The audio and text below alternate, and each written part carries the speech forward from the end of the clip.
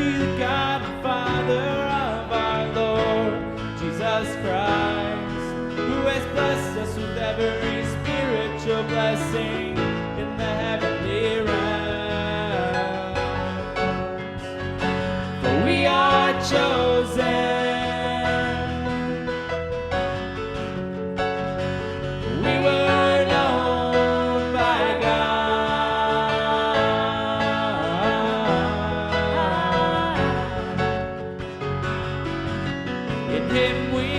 Redemption through Christ's blood.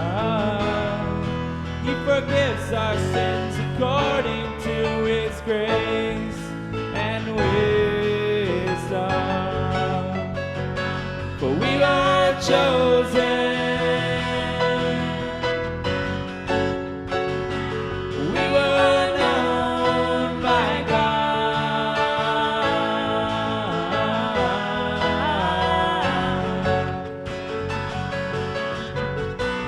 Praise to God, His glory is on us, Son exalted high in the heavenly realms.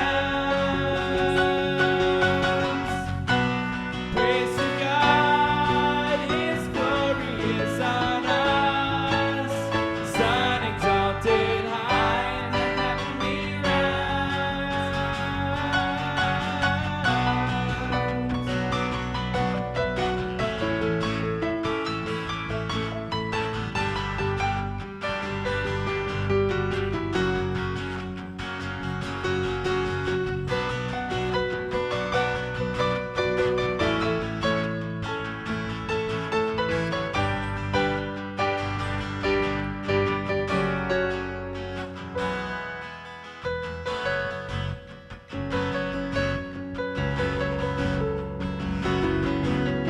Blessed be the God and Father of our Lord Jesus Christ, who has blessed us with every spiritual blessing in the heavenly realms. For we are chosen.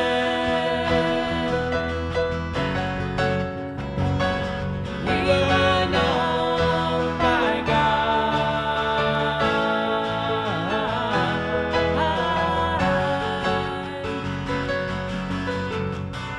praise to God, His glory is on us, Son exalted high in the heavenly realms. Praise to God, His glory is on us, Son exalted high in the heavenly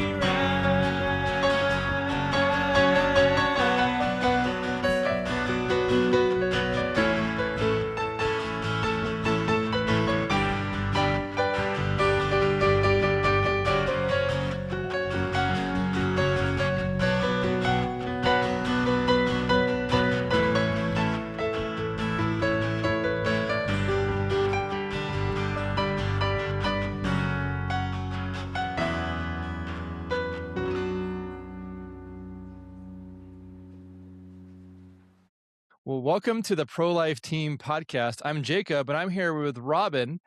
And today we get to learn about Robin's new book. So, Robin, tell us about yourself and your new book. Well, I've been on the Prolife Team Podcast before, and I'm so grateful for the opportunity to come on here again. I had no idea that I would write a book. I had no idea I would become a leadership coach. I lived inside of pregnancy center land for over 23 years, running 3 different pregnancy centers. So I really do understand that world of pregnancy center ministry.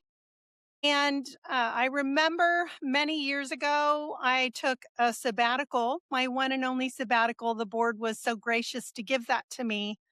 And it was during that sabbatical, I heard God starting to woo me away, right? I knew I would be leaving. I just didn't know how soon. So when I came back from sabbatical, I engaged the board and I said, okay, we have some work to do because I'm going to be leaving. And there was momentary shock and surprise. And I said, I'm not leaving right away. I just want to make sure and finish well. because my coach, and I had 3 different coaches over my time as a leader, highly recommended. One of my coaches said to me that in his estimation, only about 10% of ministry leaders finish well. And when I say finish well, I mean, what does that mean? It means you can walk away from the center handing that baton off without even a blip on the screen. So everything just continues functioning. That new leader doesn't need to step in and do a whole bunch of emergency work or deal with a lot of problems. So that's what finish well to me means. And we went through a journey at this pregnancy center. I had a really good handoff, walked away well. And please know that as a older, white, extroverted woman, I handed off to a 31-year-old introverted male. So we had a very diverse handoff. We're very different, but it still worked really well. But it wasn't without its work. And what I have found since I have been a leadership coach for the last almost 9 years, that God has taken me graciously down this journey where succession planning really is probably the number one thing that I do and that I offer. And God has given me wisdom in this area to help other ministry leaders finish well. And that leads to the book that I've written. It's called Finish Well: Succession Planning for the Ministry You Love. And that's what I think we find within Pregnancy Center land are leaders who have such a deep love for this ministry. And sometimes that deep love leads to things like maybe the ministry becomes an idol, like it did for me at times. At times I put that ministry even before the Lord and my own family. And it also makes it really difficult to leave. And I have worked in this realm for many years, and I'm just so excited to announce that the book is going to be released on October 1st. And I'm going to be doing some Facebook promotion with the help of iRapture. And I'm just excited for the journey ahead, Jacob. Oh, this is good. So I've got a couple questions. So one is, how often does pregnancy clinic leadership change? And I'll try and answer it first, then I'll let you. But I think it changes every 4 to 12 years. That seems like that's my estimate. And in some groups, in some scenarios, I've seen leadership change every year for several leaders in a row. And so 4 might be good in that situation. But what are your thoughts on like the frequency in which leadership changes, and how might coaching support longevity so we don't need to do succession planning so often? Well, Or how I would that, think yeah. Yeah, Sorry. in the world of pregnancy centers, if you're not familiar with it, especially if you come from the outside, right? You come from an executive corporate environment and you come into pregnancy center land, it can be quite overwhelming and even difficult to know where to turn. Heartbeat, CareNet, NIFLA, there's all these different organizations. And there's so many different ways to market and so many philosophical differences. So how do you navigate all that? And what I have found, especially for a new leader, even if it's someone who has been brought up from within a ministry and now all of a sudden they're this leader, what happens is there's an amount of overwhelm and a need to put that mask on, right? They put the mask on like they know what they're doing, but internally, inside of their head, they're really struggling. And sometimes I know for myself, leading a medical clinic, it felt like I was an actor on a stage, to be really honest, saying, other people, they need to think that I know what I'm doing, but internally I'm not sure. And in that situation, it's difficult for that leader to go to their board because the board is their boss and they want the boss to really have confidence in them. And they shouldn't go to their staff to talk about any of their issues because they're their boss, which can lead to its own level of issues. And they shouldn't be burdening family and friends who don't fully understand. that's the value of a coach. And the first coach that I had essentially saved me from quitting. I was at such an extreme level of burnout, which is the second thing that I think is my secondary focus. So when I say all of that, some of these leaders that step in, if they step into a mess, either a staff mess or a board mess or an organizational structure mess, it's really difficult to be there long term and to be successful. So I have seen either those leaders who come in after a succession plan, and now somebody has come in and they just don't have the support they need, so they don't last very long. But on the other side, you have founders who have done such a spectacular job at creating a pregnancy center. They've been there for 30, 35 years. And there's such a level of fear of letting go of that ministry because they're afraid of what's going to happen. So maybe they linger too long out of just that uncertainty of what it's going to look like when they leave. The other piece of what I see is too many times within pregnancy center land, there's such a poverty mindset that there's not this retirement fund that somebody else may have. And so many leaders hold on sometimes too long because they need that paycheck. And then I've seen the ministry itself begin to suffer because of that inability to have something to live and survive on after they leave. So the question was, what is my estimate of how long they're staying? I've seen them stay as little as a year, but for them to stay longer than 12 years is not very common. So I think you're kind of right in there. Yeah, and it's yeah. So what I'm hearing is, if there's a pattern of leadership changing every year, it's probably the environment they're in, the lack of a coach, or there's outside forces that are making it extra difficult to remain, or maybe the wrong person was hired. But it's probably more like it's just a bad environment to flip or to clean up. And so Yeah, and maybe the there's value yeah, go Yeah, ahead. the value of a coach really is, so my focus, what God has called me to do, is to support that executive director or CEO. I'm not there necessarily to support the whole ministry, because if we have a stronger leader who has that confidence, you're going to have a stronger ministry, which means you're going to be more effective in saving and changing lives. So that is my primary focus, is for that person. And what I do is, as they share with me, we invite God into the process. I don't know what they need. Sometimes it seems pretty clear, but God knows what they need. And I want to make sure and bring God into whatever difficult situation is going on. And that's the beauty of what I see and get to do every day. Well, that's really good. So I want to go back. So based on what you just said, and based on what you said at the beginning, where the ministry can become like an idol, that intercepts a conversation that my wife and I had during marriage counseling this last week. And that was that iRapture.com could be an idol if I don't seek God's direction and voice in what we do on a regular basis. And so it's an idol if I just simply push on my own without seeking God. And it's not an idol if God is weaved in, or Jesus is weaved in to decisions and work.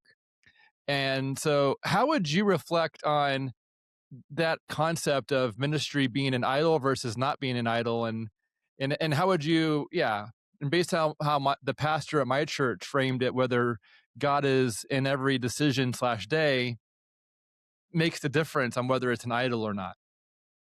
Yeah. I mean, I can speak to that personally. I went through some seasons where, when I really was honest with my coach, when the questions were answered, I had all my priorities backwards and upside down.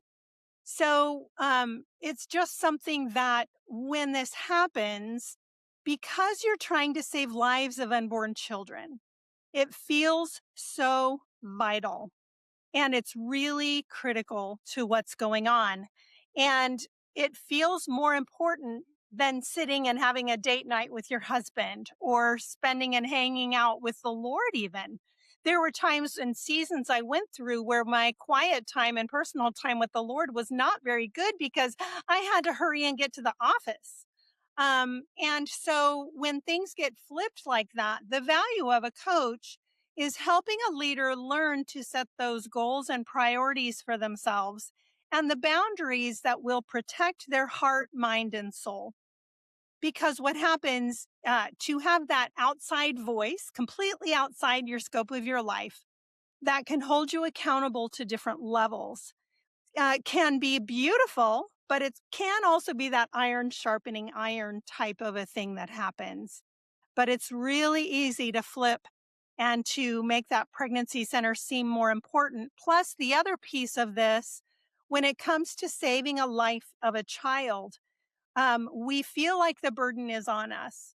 So many centers, even still, will have a phone that's answered 24/7 and somebody that has to answer those calls. But may I gently remind that God is the one who saves the life. He will use us.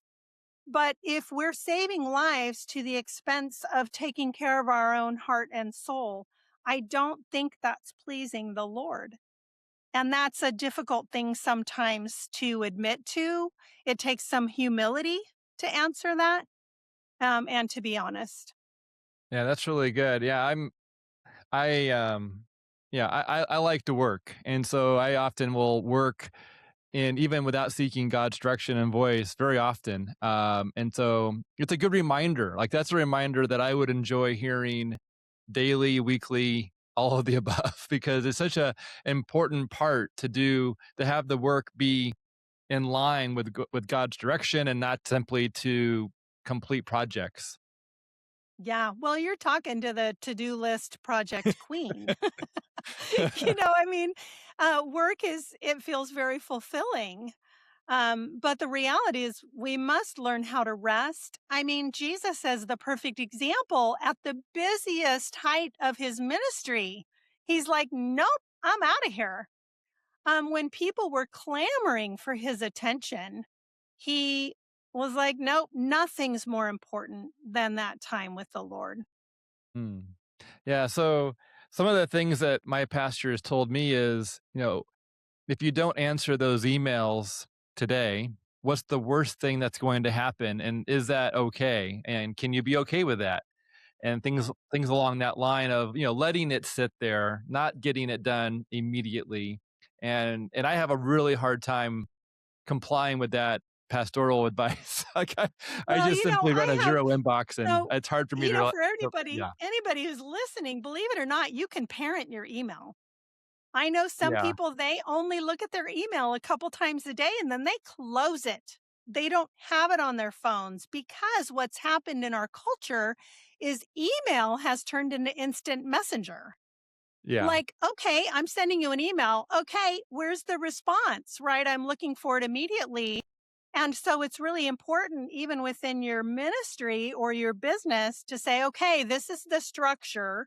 If I need you immediately, I'm going to call you. If I need a pretty quick response, I'm going to text you. If you use some type of one of those, productive online programs, I never used one, but I know there's a lot of them out there. Or if I email you, I expect to hear from you in 24 to 48 hours, right? So not having your email lead your life, because as soon as we look at our email, we know we're going to be spun off and go down all the rabbit trails, and it leaves that important thing that really needs to be done not done, and that's what happens with succession. So I've talked to so many leaders. They know they need to work on succession planning. They know it's important, but it keeps getting pushed to the corner of the desk over and over and over until their health issue becomes their succession plan. All of a sudden, they're gone and nobody's ready.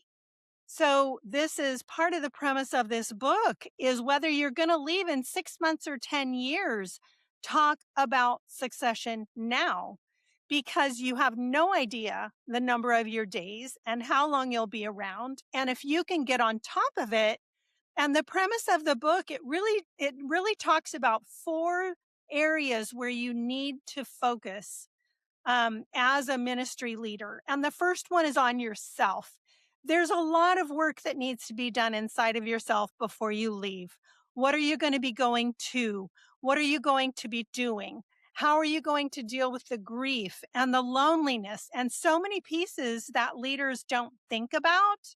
And the second piece is you have to prepare your staff. How are you going to prepare your staff and make succession just a regular word that you talk about?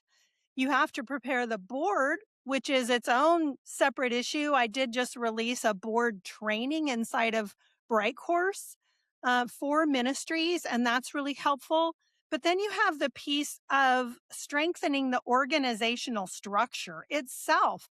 So, what the ministry is standing on, what about your policies? What about your training? How are you vetting and onboarding people and making sure you're bringing strength, spiritual strength into the ministry? There's so much to this. And what's really cool about how I've written the book is you start off by doing a survey. It's not a book you have to read from front to back or in a specific order. Like if you take this survey and you realize your board is your greatest issue, start at that chapter. If you realize you have staff issues, I always say, please, please, please hear me. If you have issues on your staff or on your team, please don't leave that mess for your successor. Deal with it ahead of time. And the way that I really describe this, if you as a leader have one particular individual or maybe two, and your mind, your mental energy keeps going towards that person over and over and over, like maybe they're taking up 25 to 30% of your mental space, something needs to change. Either they need to change or they need to be removed. And you just don't want to leave messes for your successor. And that comes in all areas. And the more you can start focusing on it and embrace the word succession and start planning for it, God can do beautiful things. And I've seen some beautiful handoffs and I have seen some really bad handoffs. All right. I've got some good questions for you. So, I one bet. question. um, so this one's a personal question for myself.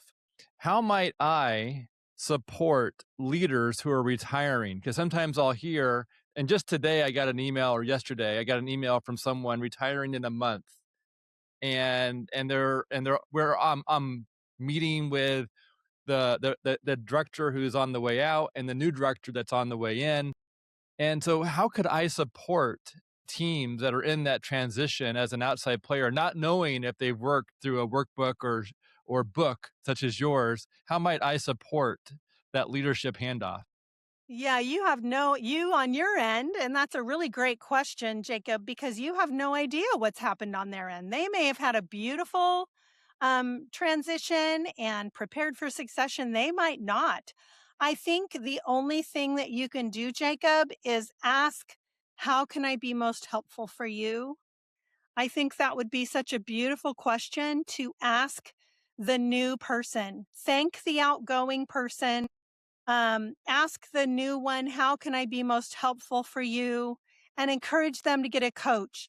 I am not self promoting myself. There are other coaches, but have a mentor, have someone that you can talk to, because that new person can't and really shouldn't go to the one that's leaving. So who are they talking to? So get encourage them to get the support they need, especially if you see any issues or any frustrations on their part. Otherwise, you don't know unless you ask questions. That's another thing Jesus did. He asked beautiful questions. Yeah, you definitely ask good questions that would direct people and help them see. So, Yeah, one of the things you said was to start at the greatest need chapter. Can you list out the chapters in your book? I have them all. I don't have them Well, all memorized, do but you I give your do book in the handy? book. In the Or book, I no? do cover 12 steps to take Okay. throughout the book. So that's something that I can share. The first step is individual preparation as far as talking about succession, discerning. How do you discern when it's time to leave? That's another whole part of the book. trying to figure out who should come next because I had certain skills and strengths and weaknesses.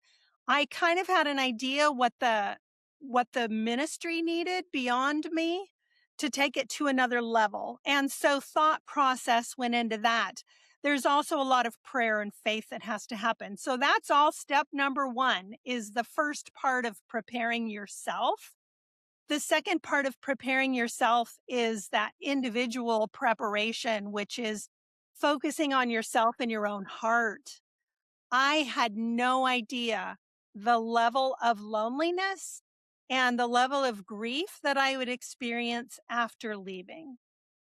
So it's really important to take the time to really think through what are you going to do? What are those things that are life giving that you can fill your time with after you leave? And I also tell everybody to incorporate time because you have no idea how burned out your heart and soul really are after you leave. You need a season of rest.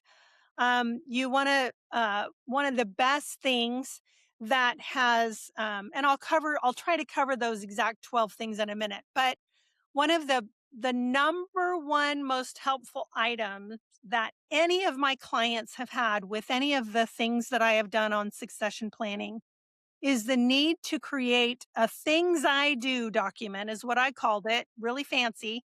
It's called a knowledge transfer document or a standard operating procedure or an operations manual. But it's important for each leader to capture what do they do beyond a job description on a daily basis, weekly basis, monthly, annually. What are those things they do? When do they do them? To add a calendar to it. It's really important to do that. Um, but beyond that, when you're getting ready to leave, letting go of this beloved ministry calling and identity.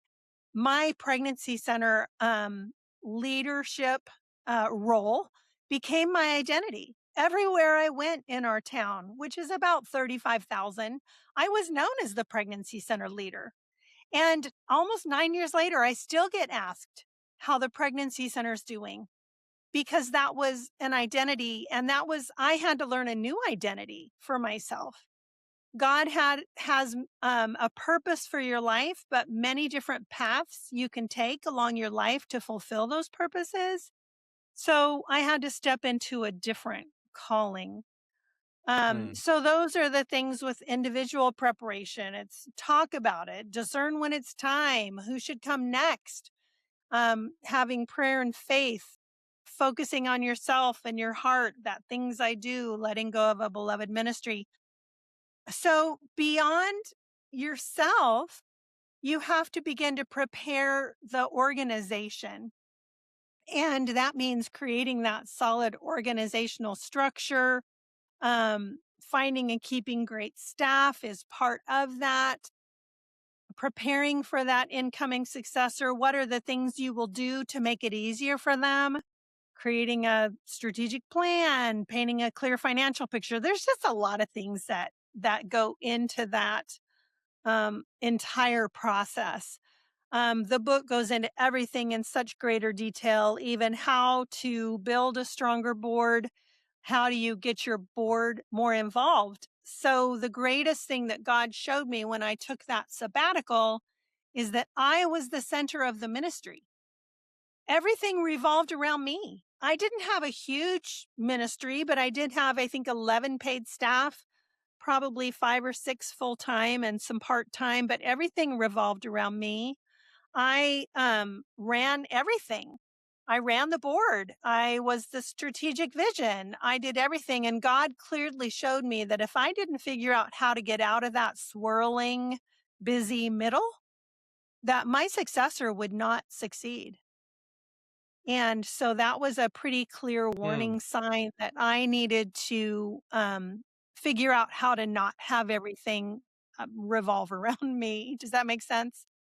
Yeah, that does make sense. So, and it sounds like this book is ideally for the executive director of a pregnancy clinic. At least that's for our content. Is this book written for pregnancy clinics or for nonprofits in general? It's actually written for any ministry leader. What I found when I started down the path is there were not very many books on succession planning for small to mid-sized ministries. There were a lot of books focused more on churches or maybe really large businesses or ministries, but not as much for the small to mid-size. Now, a lot of the things in this book are going to apply for large scale ministries as well. And of course, you're never going to find one book that's going to do everything. The reason this is Pregnancy Center, why I'm pushing it to pregnancy centers, is because throughout the book, I use my own example and my own journey. But the book itself has been written for any ministry leader. So any gospel rescue mission or, uh, whatever it could be, Sure. that's how it's been written. What about those who happen to be in a second chair, meaning they're in a leadership role below the first chair, the ED? Well, so the reality is, and I say this in the book, succession is for everybody inside your ministry.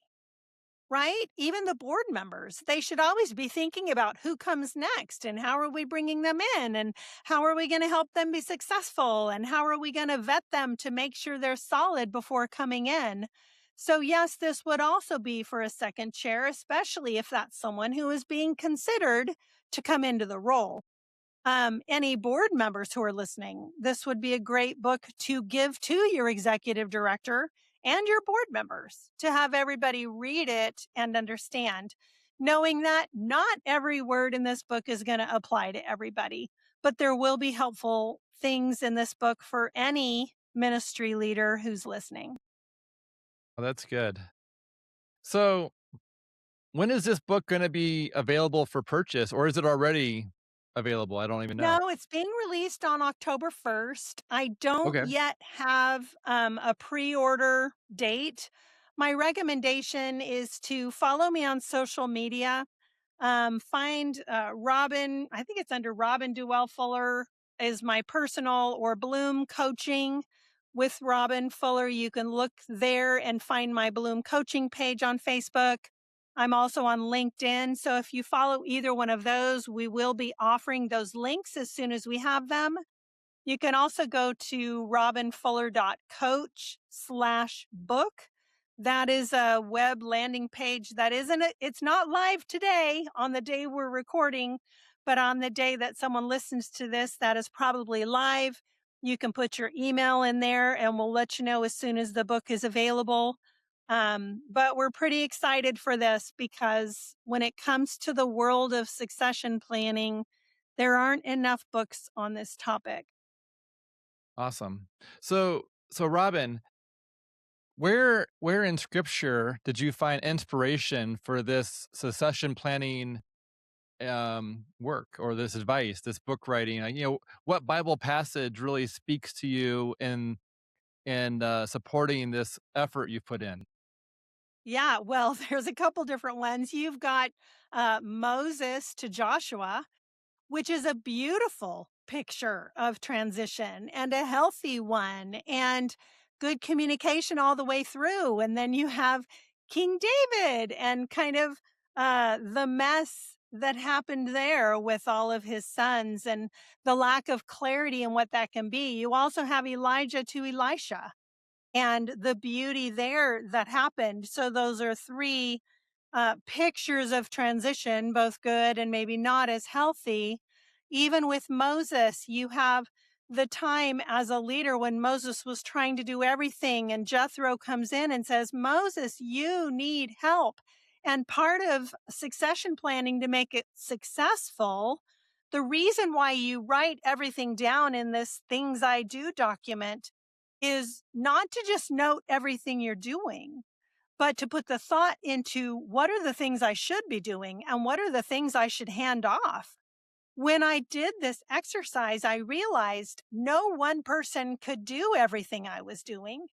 And so, with conversations with the board, we broke my position up into two positions because I wanted my successor to be successful. And so documenting what you do, as Moses was doing too much, most of the leaders listening, if they're honest, are doing too much. And it takes faith to hire another position. Where's the money going to come from? But every time my board took those steps of faith to hire someone, God always came through. That's just the kind of God we serve, right? Oh, that's good. So when someone makes their succession plan, is there a value or an opportunity for that to be shared with other organizations that might benchmark parts of it or may learn from that? Like, is it worth sharing that plan with other groups in the hopes that it may help, or is every organization so unique that they really just need to build their own succession plan? Well, so a couple different things. I just formed my 14th succession planning mastermind group. If you go to my website, robinfuller.coach, you can see the tab there. But this is something that's been the most helpful thing I have done for everybody. You want to get started, join a group. It's an inexpensive way to start the process just once a month and really start down that road. What's exciting is I'm going to be able to build this group now around my own book. I've used somebody else's book before and tried to make it work, but I'm going to be changing that whole format to create this group around my book. But what I have found with probably 100 different people now approaching that is every group is so different. And you never know what's going to happen. I have one gal, she gave her board a 9-month notice. The board kind of put their head in the sand.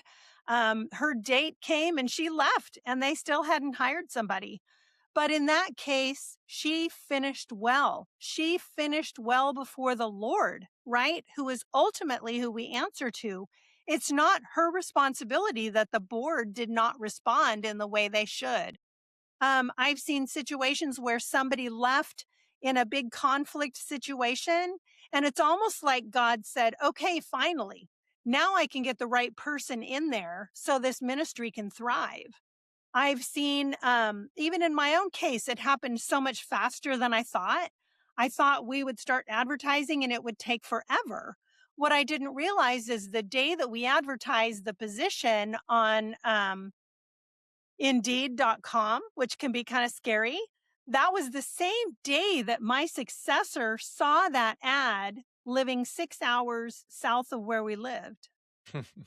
And so when I say a succession plan, you can only plan so much, but a true succession plan is a written document, usually about 1 to 2 pages, that outlines, okay, from the time we hire the successor, what is this process going to look like from that time to the time the outgoing leader leaves? So, this whole process is what is called a written succession plan. In my case, John started on January 1st, 2018. For that first month, I was in the driver's seat. I was the one making decisions. I had the authority. It was clearly documented in this succession plan. John was watching. I was introducing him to people in the community. On February 1st, he went in the driver's seat, and I was simply there as an advisor. So everybody, the staff, everybody knew that John was in control and he was the decision maker, but I was there as an advisor. And the last day of February was my last day. I turned in my keys, turned all my stuff in, waved goodbye to the building, and left. Wow. So the succession plan was signed by John, by me, and by our board chair. So everybody knew what was going on at any specific time. And that's one of the best ways to avoid conflict during transition, even if it's only a 2-week period or if it's a 3-month period. I have not seen it very necessary to go beyond 2 or 3 months. In fact, that would have been too long. I think it would have lent to confusion in the community. So that's what a true succession plan looks like. Wow, that's a good example with clarity and yeah, just very well, it just feels so clear the way you did that. And I don't know who originally said clarity is kindness or clarity is kind, but I often say that. It's when you aren't clear with something when that conflict and confusion steps in, right? Awesome. So tell us more about so you mentioned there's a survey in the beginning. Are there questions and like workbook type of parts in this book? There's questions throughout. And at the end of each chapter, there are some pretty in depth questions that I encourage the reader to really focus on. Even things like when it comes to, like, what are you going to miss after you leave? This is something I was not as prepared for. I love people. If you can't tell, I'm an extrovert. I'm going to CareNet next week. I can hardly wait for all the hugs and the in person interactions I'm going to have because you are now my people, Jacob. This is how I do most of my interactions because most of my work as a coach is over Zoom or over the phone. So when I came home, I didn't realize how much I would miss the staff, the board, the donors, speaking in churches, holding all those babies. Oh my word, I missed holding the babies more than anything. And I had a big void that was difficult for my poor husband. He would come home from work and he would get all my 10,000 words in about 5 minutes. And my dog and my cat didn't quite get it. Like, I know they love me, but they couldn't talk to me.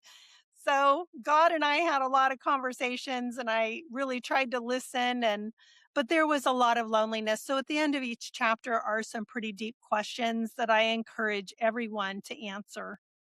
Hmm. So tell us more about your identity shift, going from your identity as the director to to the new identity, and how you yeah, what was that like, and what was it? Oof, man, I would like to say it was an easy transition. It was not.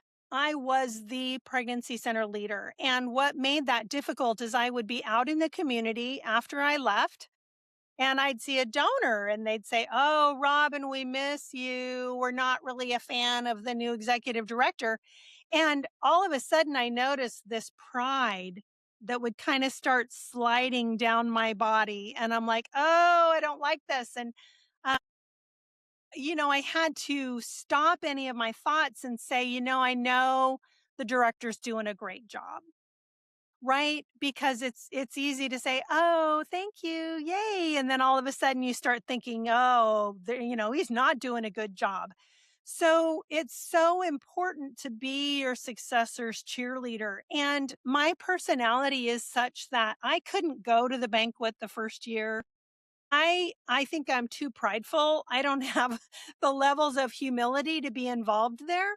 Plus, I know myself well enough to know that I have a really overwhelming personality.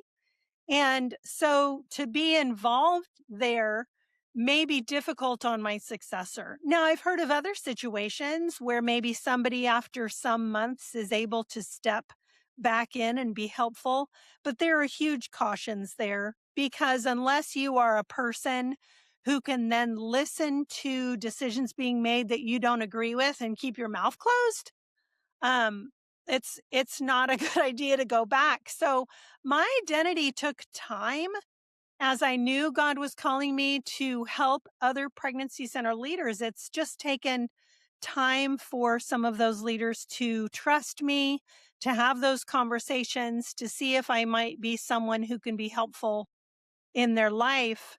But when it comes to succession, one of the things I talk about in the book is most books on succession talk about this nice, smooth track, right? You're running on this track in a stadium, holding the baton. You can see who's in front of you, you can see who's behind you, and it's like this smooth transition. Well, the reality is you're on an obstacle course, and it's more like a combination of American Ninja Warrior and The Amazing Race, and you can't see what's around the corner. And sometimes you're slogging through the mud, or you're trying to cross a river, or there's a wall that's insurmountable, and you're comparing yourself to that person on the other track. And then you run by that nice bench in the shade, and it looks great, but you don't feel like you can stop, so you keep going. That's more what, they're running as they're holding this baton, right? It's a little bit of insanity. So having a coach can make that obstacle course not seem so crazy because it can smooth out some of the paths. It can bring other people along with you. You can hand more of those things off so you're not doing too much. And you can take care of yourself by truly resting your heart and your soul and your mind with proper boundaries. Wow, that's good. So there's a lot of pregnancy clinics and a lot of leaders who are, well, grappling with this. They've been in leadership for 4 to 12 years, maybe 20 years in some cases, very Yeah. rarely 30, or almost never. Um, and so, yeah, what do you want someone to hear as they're thinking, wow, maybe I really do need to look into this and make this plan? And I just don't know if I have the time and energy. I'm already tired. What would you say to that? Recently heard a podcast. It said, man, if you say that you're too busy for something that's really important, it's a lie. Something needs to change. You have to say no to something to get the best yes. I've heard that before as well. Um, Time keeps on slipping into the future, right? That old song. It's not going to get any better. And if you don't make succession a priority, it's going to maybe not go so well for you or your successor. So I encourage people to buy this book at the very least. The second thing I would say is join a succession planning mastermind group. I'm forming group number 15. I'm always forming these groups. It's a small group of 6 to 8 leaders that are walking alongside each other on this journey just once a month to really begin putting succession in front of you. And I sometimes wonder how helpful that is. Until just last month, I got an email from one of my former clients who went through that group. And she said, Robin, I want you to know that I have found a successor based upon all the things you taught me. And I'm getting ready to go to a different part of my life. And I'm so excited. And she was so grateful. So every now and then I hear these stories and I know that the work that God has enabled me to do really does help. And I would just say if you're interested in even thinking about a coach, uh, yeah, I just schedule free time on my website. I'm here for anybody. And God tells me that I will serve whoever comes my way. So it would be an honor and a joy. All right, so I've got two more questions. One is, what happens when someone changes their position in an org, going from one second chair maybe to another? Or what happens when a big national group um, brings in a smaller organization into, well, let's say a bigger org adopts a smaller org, and the executive director of that smaller org now has to become a second chair? How might some of these succession planning steps allow someone to go from being the top leader to now a second chair type of leader? Well, I would say clarity is kindness. You got to have the conversations. You got to be clear. Part of having a clear organizational structure is you have to know who reports to whom. You need to know what your role is. I just spoke with um, like a second chair, right? It wasn't the head executive director, was coaching with someone last week, and she wasn't clear. Do I give the evaluations? What if I have somebody that needs to be fired? Do I have to go to the CEO? Is that so? She had questions, and I'm like, well, you need to go get that cleared up so you really know your role. And in that situation, Jacob, it takes a lot of humility on all sides, because if you have the head leader now telling this former leader, kind of putting them in their place, it's going to take a lot of humility by this person. And some people just aren't made that way, Yeah. unfortunately. And I would also say succession is for every single position. Your nurse manager, your client services director, they should all be creating that things I do document. So if all of a sudden they have to leave because of a family emergency, somebody has a binder or something they can look at that says, okay, what do I do? So succession it should be for the entire ministry. I was around many years ago when Guy Condon was killed in the car accident, the head of CareNet, many years ago. This happens, maybe not that often, but every group needs to be prepared for that health emergency or whatever happens. Yeah, it makes sense. It makes sense to be able to find essentially that information and documentation to be able to pick up the pieces better in order to Yeah, continue or to save time and not to lose the momentum that an organization may yeah, have. yeah, very true. Um, well, thank you so much, Robin, for sharing your passion for orgs to not just to do well, but to be able to continue past leadership changes and continue to serve God. Would you speak a little bit more about what it looks like to weave God into that leadership role? Like, what's some practical steps or thoughts on, keeping a ministry from being an idol by having God fully weaved and focused on or Mm. weaved in to the point where it is not an idol. Well, I think one of the greatest things that I would say is your job as a ministry leader is to please God. It's not to please the people. And if anybody who's around me very much, and some of my clients who are listening, you hear me say this over and over, your job as a leader is to do what's best for the ministry, to protect that mission and make sure the mission is happening. So if you have a disruptive team member, or you have a lack of clarity in your policies, or you're not training people well enough, or you have no process to bring new board members in, any of those things could put the ministry at risk. And so you're like that watchman up on the walls, looking in every direction, trying to protect the mission to make sure it happens. And your job is to please your father. John Mark Comer has some different books that he's written, and one of his books is called Preparing the Way. And I'll never forget a story in that book of a monastery back in the 800s or something. And this old man would kind of shuffle in and sit in one of the pews and sit there for hours. And one of the monks asked him, "What are you doing?" And he said, "I look at him, he looks at me, and we are happy."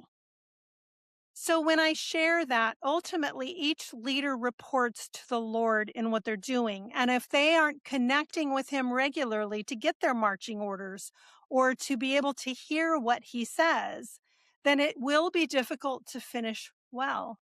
So it all plays into, and I know some of my clients are right now beating themselves up because they feel like they're too busy and they're not able to spend that time with the Lord.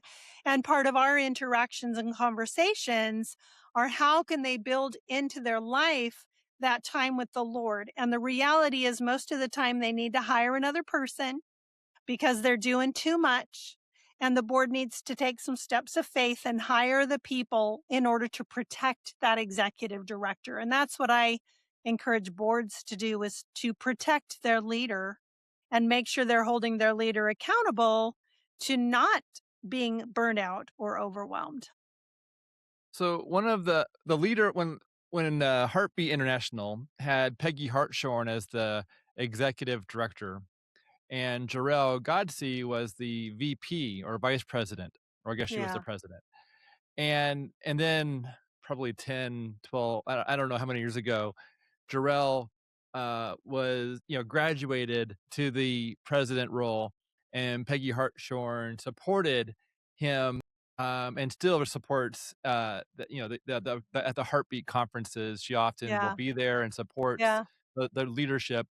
What would it look like for a pregnancy clinic to have a VP right next to and below the executive director?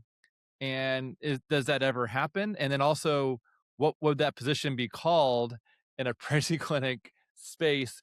And would it be a reasonable, procession plan to have that VP take over the Yeah, I've presidential seen it spot? I've seen it happen, and it's happened beautifully in some situations. I've talked to a lot of leaders who really don't have anybody inside their ministry who is interested in stepping into that role. I did have someone inside the pregnancy center I ran who was interested and did apply for my job, but I chose to not be involved in the process of hiring at all because I didn't want to be responsible for possibly losing a friend, right? And the board didn't hire her, they hired someone else. So it can happen. I've seen it happen beautifully. You know what both Jorel and Peggy have is humility. And it takes vast amounts of humility for Jorel to allow Peggy to still be around and for Peggy to not get too intimately involved with decisions that are being made, to really take her hands off. And that's really the number one quality I learned to look for in anybody involved in our ministry was humility, because pride ushers in a number of sins. It might be the baseline for all sin, and so humility is really important if you're growing someone from the inside who will take over. I am working with a ministry right now, not a pregnancy center, but they are actively in the process of preparing for succession at the end of the year from a woman who is inside. We're talking about how vastly different her personality is than the woman who's leaving, who is a founder. And it's very interesting, the conversations we're having and the dynamics and how the board is involved in trying to ensure a healthy transition. So there's a Hmm. lot to it. I'd love to help anybody if they have any questions or connect with anyone. Yeah, I can imagine the person who founded or grew an org from day one probably has a different experience, may have a different experience retiring from that baby that they've grown, from a Yeah. group, from a leader who maybe took it on in the middle and then passes on that baton to the next person. Can you speak about the differences that might arise between the founder who retires versus someone who a leader in the middle of an organization's life?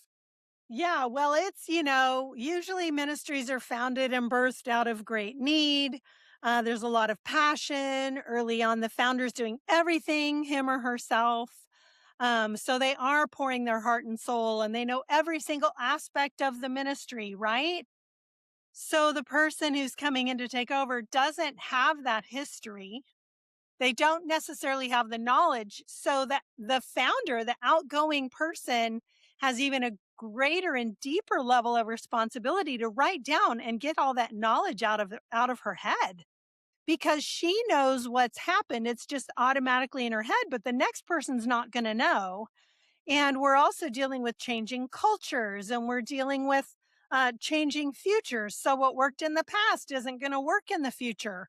So there just has to be a lot of conversation, and even conversations the board is having. How can we take care of this founding director as she leaves? Right? They're even talking about financially giving her assistance, which is beautiful for me to hear because not very many ministries will do that. They're trying to make sure she has retirement. They're trying to honor her, which is part of really dealing with an outgoing executive director. Is how are you going to honor that person for the job they've done and what God has done under their leadership? Big conversations to have, bigger conversation than I could go into here, but it is very difficult for founders at times to let go of something that they really do see as their baby. Yeah, that's really good. I've seen centers hold an event to honor the person who had served. I've seen centers use the founder's name who may have passed on or maybe hasn't, as a name that they use for fundraising or for their donor facing work. Yeah. Um, I've seen videos created where there's pictures of the person who did work there for years weaved into the music video. I've seen pages that have like the history page for the org, and it shows the different leaders over the time, with weaving them into the historical history of that org.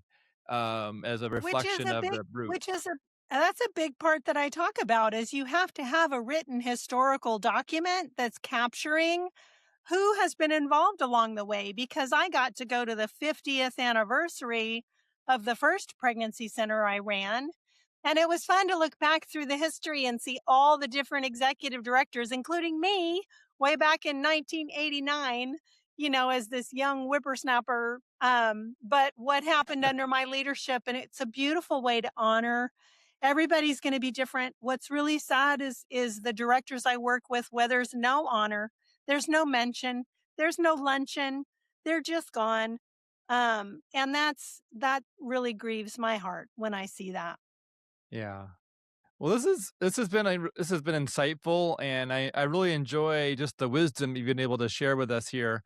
Um, Robin, any final thoughts before we close in prayer? Or any final thoughts you'd like to share with executive directors who are in need of making this kind of plan, but may not be ready to pull the trigger, but maybe they should be, moving forward towards getting that pen to paper. Well, I know there's a lot of them out there, and a lot of you who are listening, but succession is a move of God, and He's the one who's going to be involved, whether you have a healthy handoff or not. Your goal is to please your Lord and your Savior in your role and your actions and your words, so you can finish well, even if the entire ministry falls apart after you leave. Your goal is to be obedient to the Lord. And, I'd love to help in any way through those succession planning groups or buy my book or allow me to be your coach, because it's a beautiful journey when I'm able to do that with the clients that I have. So it's an honor, Jacob. I'm really grateful to be able to share. I never thought I would write a book, especially a book on succession planning. And I love that God has given me the ability to serve other people. So yeah, one more question. Sorry, I thought we were almost there, but so um, so let's say someone starts working on their plan, their succession plan, and let's say they sent a copy to you to review.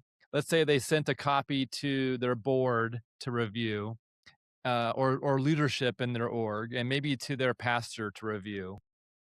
Are all of those good people to review the plan, and who else might be good? Maybe the spouse, or yeah, who else might be good to look at the plan and to provide feedback on it?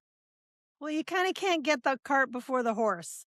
Okay. An executive director, usually on their own, cannot create a plan, because the board is the one that's going to hire the successor. So the board is the one really that's going to create that plan together with the outgoing executive director about what this time of transition is going to look like, where both leaders have their hands on the baton before the outgoing leader takes their hand off and leaves. Okay, So, yeah, really, an executive director can't, nor should they, create a plan like that on their own. that makes sense. So the board is taking on a key role in building that plan. Yeah, the board is who's going to hire that executive director and hopefully evaluate their ability to do the job. Well, that's good. Awesome, Robin. Well, yeah, would you wrap up our podcast with a prayer for those who need to build a plan and for God to just bless them with what they need to accomplish that? Oh, I would love to. And if anyone wants to look me up, it's just robinfuller.coach, not .com. I tried to get that one, but I couldn't. So let me pray over this time and over all of you listening. Father God, I thank you so much for who you are. That, Lord, you created the universe. You created each one of us, but you're intimate enough to know what every person listening needs. God, for those who you want to get started on this process, I pray that you would be the one that encourages them along the way. Give them wisdom to know where to start, whether it's with me or with someone else. I pray that you would just be the encouragement where they start. Lord, if I'm able to help in any way, I pray that you would open those doors to whomever those people are. But God, I pray above everything else that you would be with each one, that you would help their pregnancy centers be successful, that more lives would be saved and impacted for your kingdom.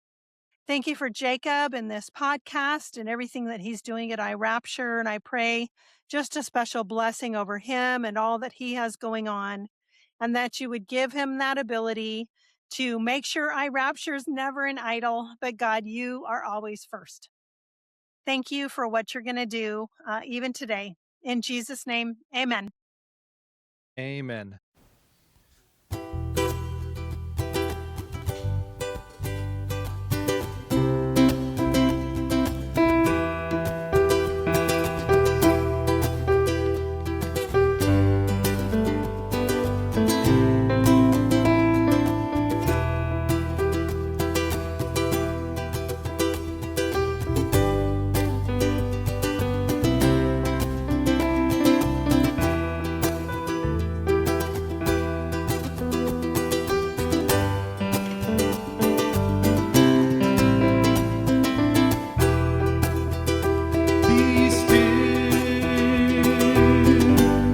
And know that I am God. Be still and know that I am God. Be still and know that I am God. Be still and know that I am God. Fire of midnight, the thunder of the waves, murmur we can't hear it all, the reaching of our hands, the alibi of the broken, the wish inside the hurt, chorus of our questions, all creatures of the earth. Be still and know that I am God. Be still and know that I am God. Broken sob at the graveside, the wedding bells at noon, sounds of the lost and found, the reaching of our hands, whale and the lion, the mother and the son, family of terror from the creatures of the earth. Be still and know that I am God. Be still and know that I am God. Fire of midnight, the thunder of the waves, murmur we can't hear it all, the reaching of our hands, the alibi of the broken, the wish inside her, chorus of our prayer.